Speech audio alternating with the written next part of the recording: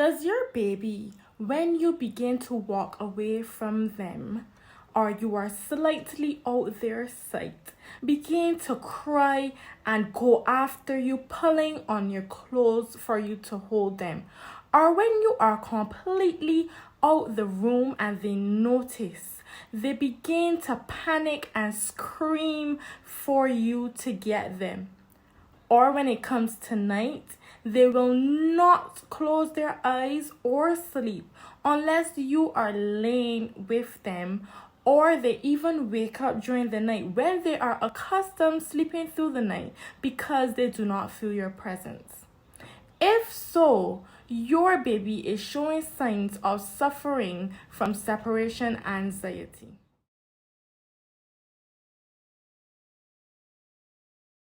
In today's video, I will be answering what is separation anxiety.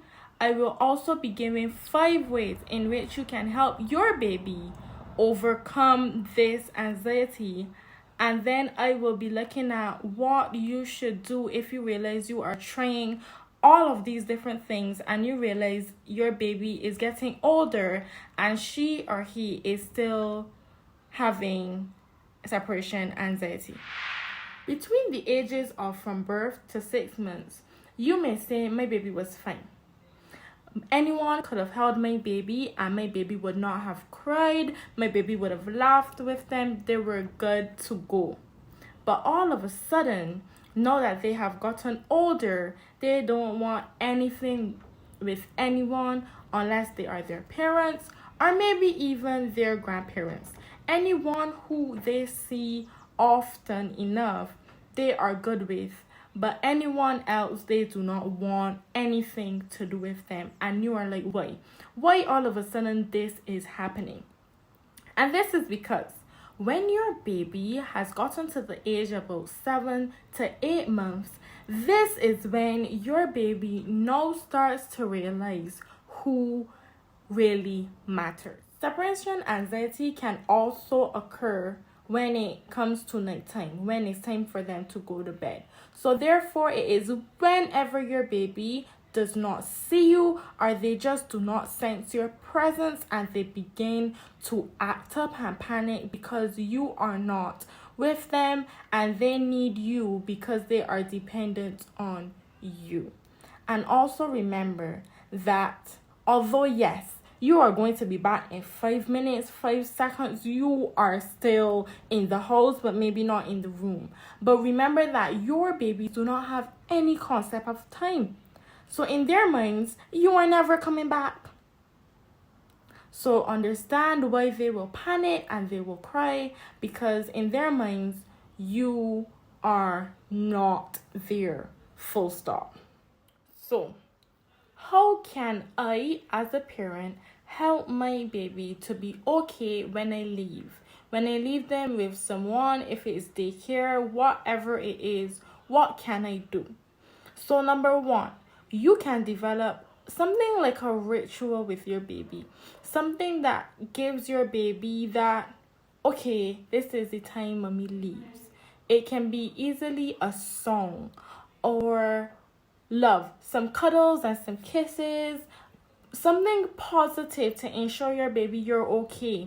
Bye-bye, I'm gone, I'm leaving.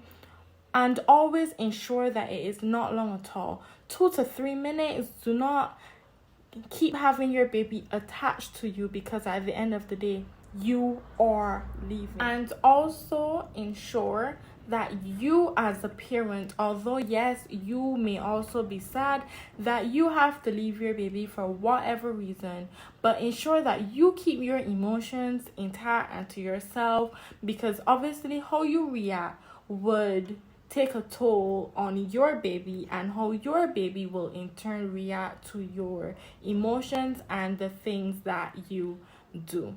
So every single time you leave your baby, do this ritual so your baby will get accustomed to know, okay, this is starting, mommy is leaving, daddy's leaving. You as a parent can also carry your baby around many other people from young. So I know obviously as a newborn you want to keep your baby safe and inside, and that is important, that is great.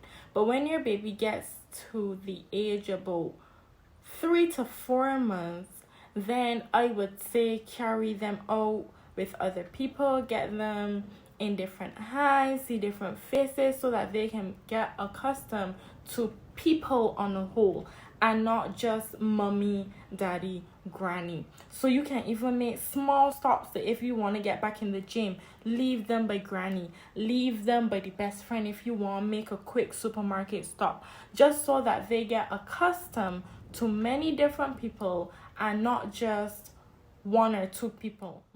And ensure that when you leave your baby with these people, they are fed and they are well rested.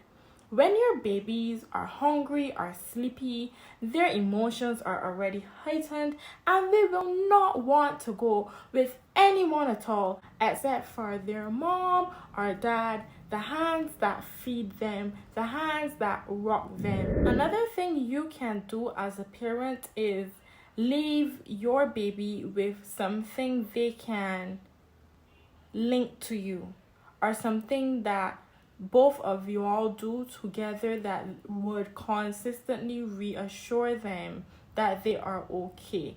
This can be a toy with your scent on it, a scarf, a blanket, anything at all that your baby would associate with you or even have comfort in would be great.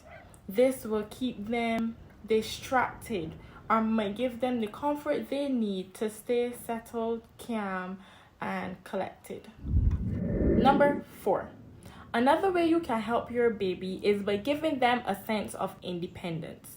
You can do this by leaving them in a playpen so that they can crawl or slither about and play with their little toys. You can leave them in a bouncer where they can have toys in front of them and play with them, or even leave them in their high chair with little finger foods that they can feed themselves. All of these little things will help them to feel more independent and do stuff on their own, that they will not be relying on their parents. Of course, in the beginning, it's going to be hard. They are going to cry, they are going to scream, but that is completely normal. Number 5. What can I do to get my baby sleeping through the night, sleeping peacefully, sleeping without me as a parent? Setting a routine.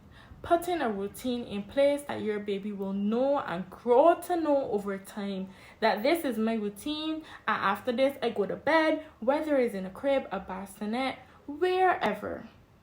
Your baby will learn this is where I sleep without mom.